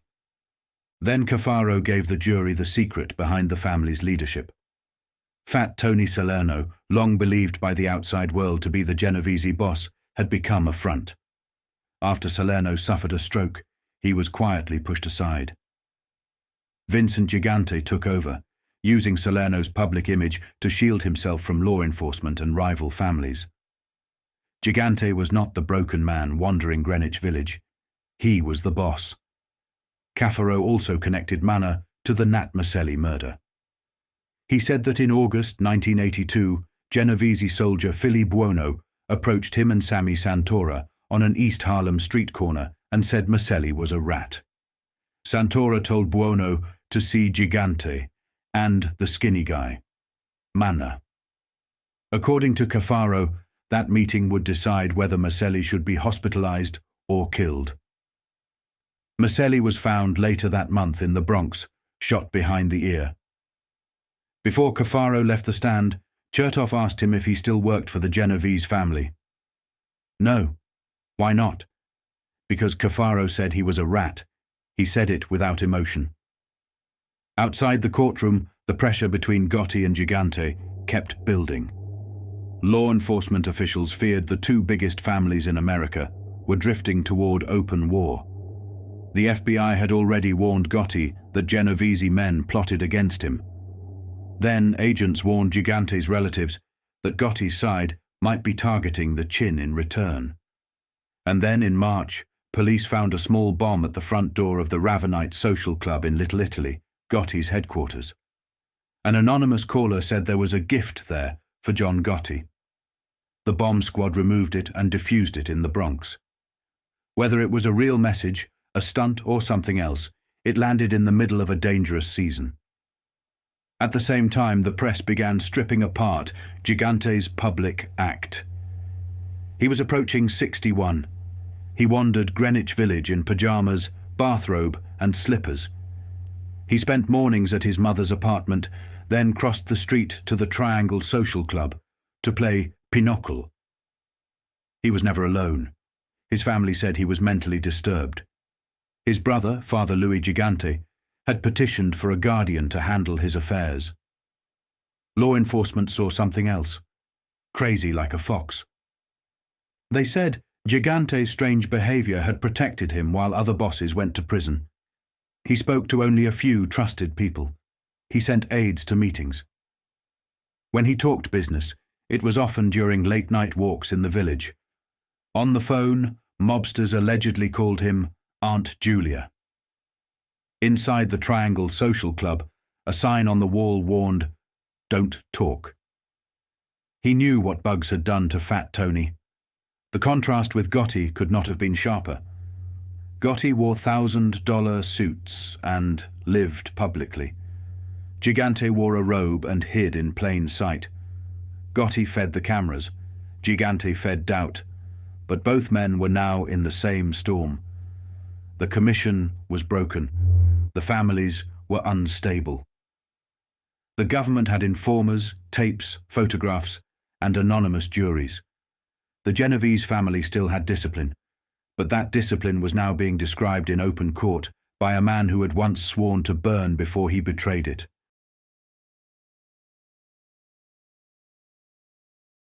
By May 1989, the Genovese pressure was showing up in Queens.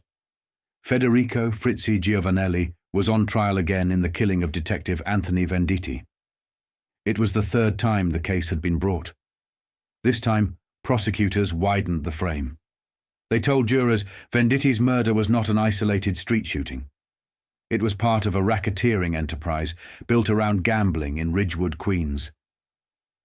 Assistant U.S. Attorney Adam Hoffinger said Giovanelli and Stephen Maltese had killed an informant, Charles Bentivegna, in the same neighborhood 10 years earlier. Both killings, he argued, protected the same gambling operation. Venditti had been shot on January 21, 1986. His partner, Detective Kathleen Burke, was wounded. Prosecutors said Giovanelli, Maltese, and Carmine Gualtieri were responsible. The defense said the government was dragging in Mafia language to poison the jury. But prosecutors had Vincent Cafaro. They said Cafaro would explain the Genovese family from the inside and testify that Giovanelli's gambling business belonged to that structure. They also planned to show a photograph of Giovanelli with Vincent Gigante, identified in court as the boss of the Genovese family. Once again, the Chin's name was not just a name. It was evidence of connection. In Bayonne, the shadow of John DiGilio had not cleared. A year after DiGilio's body was found in the Hackensack River, police began seeing a new man in his old places, Luis Oricchio, 31, from Holmdel. Authorities said he had stepped into DiGilio's former territory on the Bayonne waterfront. Oricchio had just been convicted of tax evasion, though no evidence of organized crime ties was introduced at that trial, and he had not been charged with mob links. But local police watched who deferred to him. They saw him with former DiGilio people. They saw him in the same spots. They saw the same pattern of movement. Bayonne Police Chief James Sisk said Oricchio suddenly appeared after DiGilio's murder, well-dressed, travelling in nice cars, never driving himself. Deputy Chief Thomas Lavin put it even simpler. Auricchio spoke with authority, and the others listened. Justin Dintino of the New Jersey State Commission of Investigation said Auricchio had been sent to Bayonne to learn Digilio's operations. He also said the higher-ups in the Genovese family did not especially like him. Auricchio was flashy. A hot dog, protected, Dintino believed, by relatives in New York. Digilio had been rougher, more dockworker than dresser. Auricchio had a different style. But the job was the same. Hold the waterfront, manage the rackets, keep the money moving upward. Dintino said Vincent Gigante would have had to approve the Digilio hit. That was the level of the decision. Then Father Luis Gigante stepped into a different kind of storm. In June 1989, he posted $25,000 cash bail for Kevin Richardson, one of the teenagers charged in the Central Park jogger case. Richardson was 14. The case had already become one of the most explosive in New York. The public was angry, the newspapers were feeding the anger, and the city wanted punishment before trial. Father Gigante said that was exactly why he acted. He said rich people and gangsters should not be the only ones who could make bail. Richardson had not been convicted. If a judge had set bail, he said, then poverty alone should not keep the boy locked up. He called it personal money. Some parishioners were furious. They wanted to know where the money came from. They questioned his motives. Others defended him as a priest, doing what priests were supposed to do. Gigante said he condemned the attack and prayed for the victim, but he also believed justice had to be tempered. He said kids needed help before they became worse. Outside the church, he also denied again that his brother Vincent was a mobster. The denial had become part of his public life. Every time Father Gigante appeared, politics, housing, bail, charity, Vincent's name followed him. Then the state struck another Genovese faction. Daniel Pagano of Ramapo, son of late Rockland County mob figure Joseph Pagano, was arrested with 8 associates. Investigators said they had broken up a Genovese-linked faction involved in sports betting, loan sharking, garbage, the Yonkers building industry, and an attempted scheme to use Al Sharpton's National Youth Movement bank accounts to hide large cash transactions. It was the first major use outside New York City of the state's Organized Crime Control Act, modeled on federal racketeering law. The indictment covered conduct from 1984 to 1987. Sports betting was the main business. The gambling extended to waterfront construction sites in Yonkers, where the Pagano faction had fought inside the Genovese structure to control illegal activity. In one dispute with a rival faction, investigators said Paganos received $400,000 in a settlement negotiated by Vincent Gigante. They were allowed to control on-site gambling and loan sharking. Again, the same pattern. A local racket, a crew dispute, a settlement from the top. Gigante's role was not street level. It was arbitration, approval, final say. By late June, the Manna jury was deep in deliberations. The anonymous sequestered panel returned to court on a Sunday to rehear tapes from Casella's restaurant. They wanted the recordings prosecutors had used to connect Manna to the Irwin Schiff murder. The tapes were scratchy, contested, and central. The defense had attacked them throughout the trial as unclear and unreliable. Prosecutors treated them as the voice of the organization itself. Then the verdict came. Louis Bobby Manna, Richard Bocci DeCiccio, and Martin Motz, Casella, were convicted of plotting to kill John and Jean Gotti, and of ordering the 1987 murder of Irwin Schiff.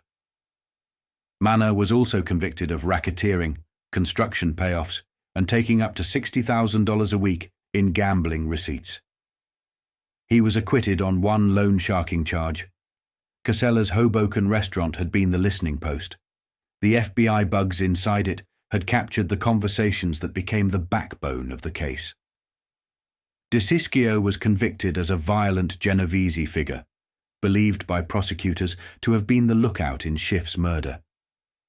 Schiff, a £350 businessman with mob connections, had been shot dead at Bravo Sergio on the Upper East Side. Prosecutors said he had misused Genovese money and threatened to expose family members to federal authorities. The Gotti plot, prosecutors argued, was about territory. The Genovese faction wanted to stop the Gambinos from taking gambling and labor racketeering business in northern New Jersey. The FBI had warned the Gottis before the plot could be carried out. U.S. Attorney Samuel Alito called the verdict a tremendous blow to organized crime in New Jersey. Michael Chertoff said it caused real damage and offered the hope that organized crime could one day become an historic relic. The jury also convicted Frank Daniello, Rocco Napoli, and John DeRico on various racketeering and gambling charges. The defendants barely reacted. DeCicco's wife sobbed. The defense had argued that the tapes were bad, the transcripts wrong, and the alleged murder talk exaggerated. Raymond Brown said references to killing Gotti were jokes. David Runke said he could understand a jury believing gambling charges, but not murder. The jury believed the government. Vincent Gigante remained unindicted in the case, named as an unindicted co-conspirator.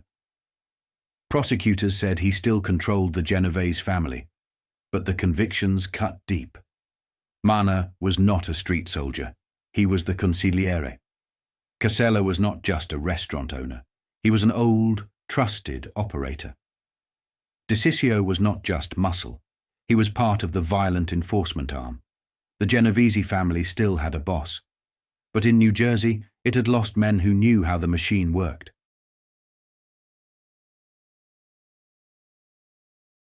By the summer of 1989, the government was no longer just trying to put mobsters in prison. It wanted the money too.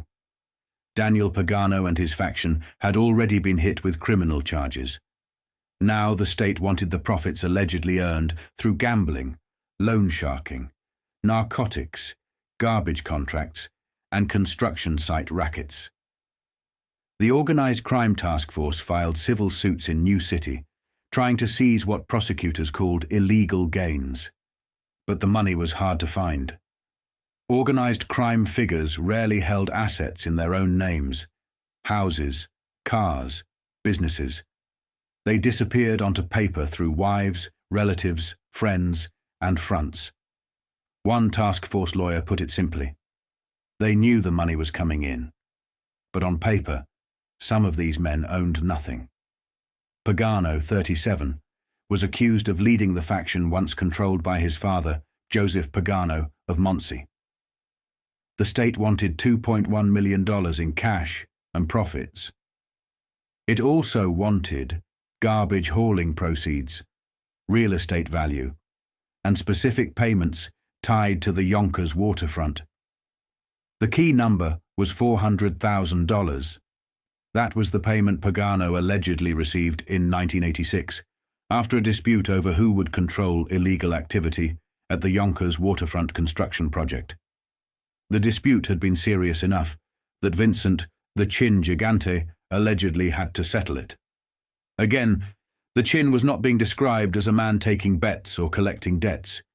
He was the man settling who got what. Pagano and Carmine Tenga were also accused of earning more than $518,000 from a Manhattan gambling operation on East 81st Street.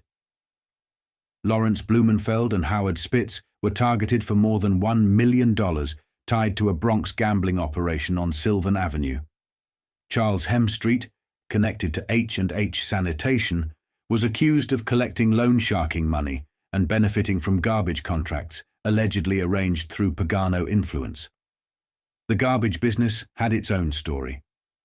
At the Pierpoint on Hudson development in Yonkers, investigators said Joseph and Daniel Pagano, along with Hemstreet, tried to take control of gambling, loan sharking, and trash hauling. The clash with another Genovese faction led to the settlement. Afterward, Hemstreet allegedly received part of the Pierpoint trash business. In another case, Tri-Seal International moved from Mamaroneck to Blauvelt and expected its old carter, Suburban Carting, to continue service. Then, one day, a large H&H sanitation decal appeared on the company's trash compactor. H&H said it had taken over the contract. The company president said there was obvious collusion, but proving it was another matter. That was always the gap the mob lived in. Everybody knew. Few could prove. While prosecutors chased assets, Father Louis Gigante was back in the headlines. The controversy over his decision to post $25,000 bail for Kevin Richardson had not faded. It had put him in the center of a citywide storm. Standing outside St. Athanasius Church, he leaned into the attention, defiant and raspy, telling reporters they had created the controversy, not him. But Louis Gigante was never just a priest. He was a priest, a former councilman, a housing operator, a political force, and the brother of Vincent Gigante. He had built and rehabilitated roughly 2,000 housing units in the South Bronx through the Southeast Bronx Community Organization, known as SEBCO. To supporters, he was the man who brought housing to abandoned blocks. To critics, he was a powerful operator whose non-profit world carried too many questions.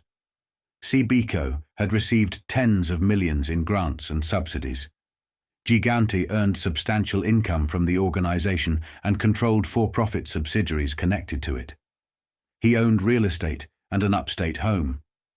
Critics accused SEBCO of discrimination.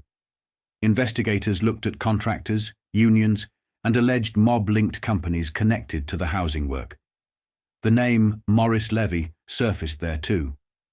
An FBI affidavit disputed by Father Gigante said his upstate house and low-interest mortgage had come from Levy, the Roulette Records executive convicted in the extortion case involving John Lamonti. Levy had long been described by investigators as a Genovese associate. Father Gigante denied any organized crime connection and denied that Vincent was a mobster. He said his brother was mentally ill and had been repeatedly hospitalized. Law enforcement scoffed at that. To them, Vincent's illness was a shield. To Louis, it was family. Then, in August, a double murder in Beverly Hills briefly pulled the old Levy Gigante music thread into a very different kind of headline. Jose Menendez, chairman and chief executive of Live Entertainment, and his wife Mary Louise Menendez were found shot to death inside their $4 million mansion. There were no immediate answers. Police had no clear motive. They questioned the couple's sons, Lyle Menendez and Eric Menendez, then released them, though they were not ruled out. Investigators widened the lens. The FBI and organized crime specialists were brought in. Among the possibilities, at least early on, were East Coast mob connections. That's where the names circled back. Menendez's company owned Strawberry's records, tapes, and CDs, a chain it had acquired in 1988 from Morris Levy. Levy had been sentenced the year before to 10 years in prison for conspiring to extort money from a Philadelphia area distributor, and law enforcement had long described him as a front tied to Vincent Gigante and the Genovese structure. It was enough to raise questions, not answers. Nothing solid ever tied the killings to organized crime. The mob angle faded as quickly as it appeared. What looked for a moment like another thread in the same network turned out to be something else entirely. Years later, the focus came back to where it had started. Lyle and Eric Menendez were arrested, tried, and ultimately convicted of murdering their parents. The case that briefly brushed up against the worlds of Levy and Gigante ended not in racketeering indictments or wiretaps, but in a courtroom story of family, motive, and something far closer to home. Law enforcement officials and court records had long tied Levy to Vincent Gigante and the Genovese family. There was no firm mob link in the Menendez murders. But the fact investigators even had to consider it showed how far the record industry investigation had stretched, from Roulette Records in New York, to MCA, to Strawberries, to Los Angeles entertainment money. By September, the Manna case reached its final act. Louis Bobby Manna, the Genovese consigliere, was sentenced to 80 years in prison. Martin Motz Casella got 80 years. Richard Bocci Decisio got 75. Judge Mary Ann Trump Barry gave them the kind of sentences that turned old men into permanent prisoners. Assistant U.S. Attorney Michael Chertoff said they would spend the rest of their lives in prison unless they lived a very, very long time. Manna had been convicted of murdering Irwin Schiff and plotting to kill John and Jean Gotti. Casella, the Hoboken restaurant owner, had provided the meeting place and infrastructure. Decisio, the alleged enforcer, had been tied to the violent side of the operation. Rocco Napoli received 6 years. Frank Dipsy Daniello, the former Hoboken police officer who prosecutors said was supposed to take part in the Gotti hit, got 4. The trial had lasted 15 weeks. It had given jurors murder photographs, wiretaps, labor racketeering, gambling money, construction payoffs, the mysterious blonde who had been dining with Schiff, and the testimony of Vincent Cafaro, the former Genovese insider who explained the oath, the hierarchy, and the rules of killing. Schiff had been shot dead at Bravo Sergio on the East Side in August 1987. Prosecutors said Manna, Casella, and Decisio ordered the murder because they suspected Schiff was an informant and because he was mishandling Genovese money.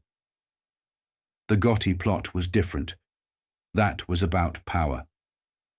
The government said the hit had been approved by Vincent Gigante and planned inside Casella's Hoboken restaurant as a way to stop the Gottis from pushing into Manna's New Jersey territory.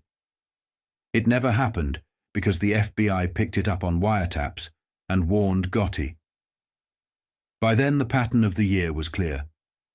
The Genovese family still had reach in Queens gambling, Bayonne waterfront rackets, Yonkers construction, garbage hauling, South Bronx housing questions, record industry shadows, and Teamster influence. But the government was cutting into the middle of the structure. Not just soldiers, not just bookmakers, the consigliere, the old restaurant men, the union fixers, the people who knew where the money went and who had the authority to make violence happen.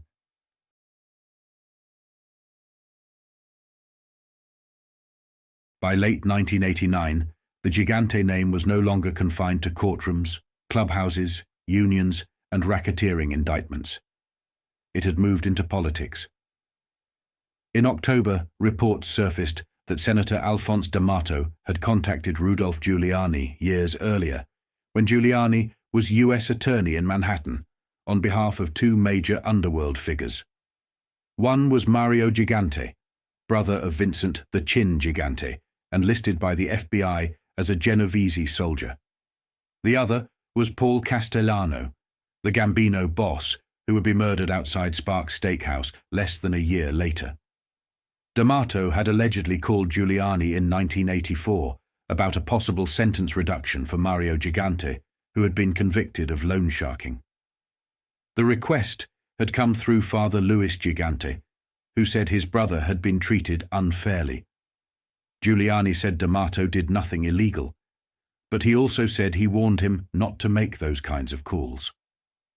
Matters like that, Giuliani told him, should go lawyer to lawyer.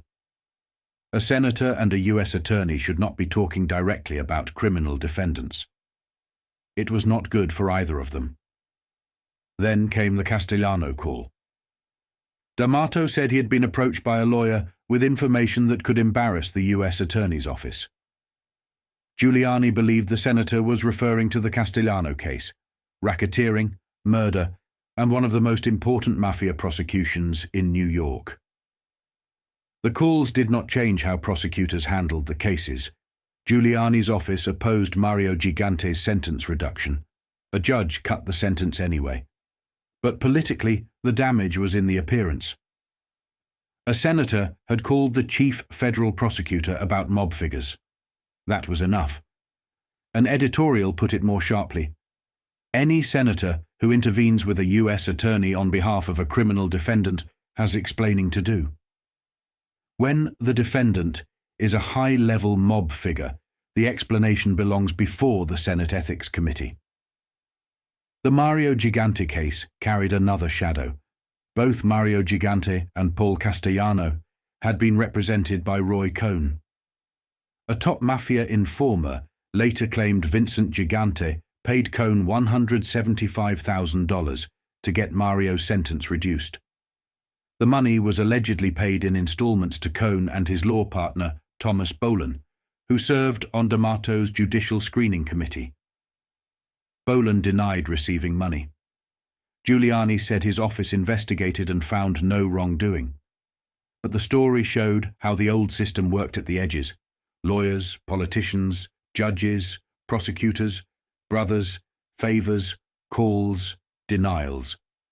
Nobody had to say the word influence. It was already there. Then, at the end of December, Vincent Gigante's family made the next move. They went to court and asked a New York State judge to declare him mentally incompetent. To law enforcement, Gigante was the undisputed boss of the Genovese family and the target of a federal investigation. To his relatives, he was a sick man suffering from hallucinations, delusions, and mental collapse. Father Luis Gigante asked to be appointed to manage his brother's affairs.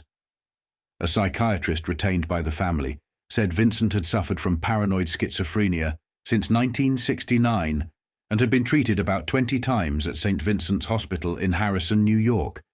The FBI did not buy it. Jules Bonavolonta, head of the FBI's Organized Crime and Narcotics Division in New York, called him crazy, like a fox. As far as the Bureau was concerned, Gigante was still the boss, and the incompetency petition looked like a legal move to blunt a future indictment. The stakes were real. If a judge declared Gigante incompetent, his lawyers could later use that ruling to challenge criminal charges. It could also complicate asset seizures under RICO. Father Louis claimed Vincent owned no real or personal property, but investigators knew the Genovese boss rarely lived the way paperwork said he lived. His wife, Olympia Gripper, remained in Old Tappan, New Jersey. His mother, Yolanda, was in Greenwich Village. Investigators said Gigante often spent nights at a townhouse on East 77th Street, owned by Olympia Esposito. The public saw the bathrobe, pajamas, slippers, muttering and stooped walk. Law enforcement saw insulation. The chin had watched bosses fall because they talked too much, dressed too loudly, trusted too many men, or let the government hear them on tape. His answer was to become a ghost in public. A sick man to his family, a puzzle to reporters, a joke to some cops, and, according to prosecutors, the quietest boss in America. By the close of 1989, Bobby Manna was buried under an 80-year sentence. Fat Tony Salerno was gone forever, put into prison. The local 560 fight was still alive. The record industry case had stained Morris Levy. The Gotti Gigante feud had nearly broken into open war. And Vincent Gigante was still free, still walking the village, still denying the office he was accused of holding, still forcing the government to prove that the man pretending to be powerless was the one giving power to everyone else.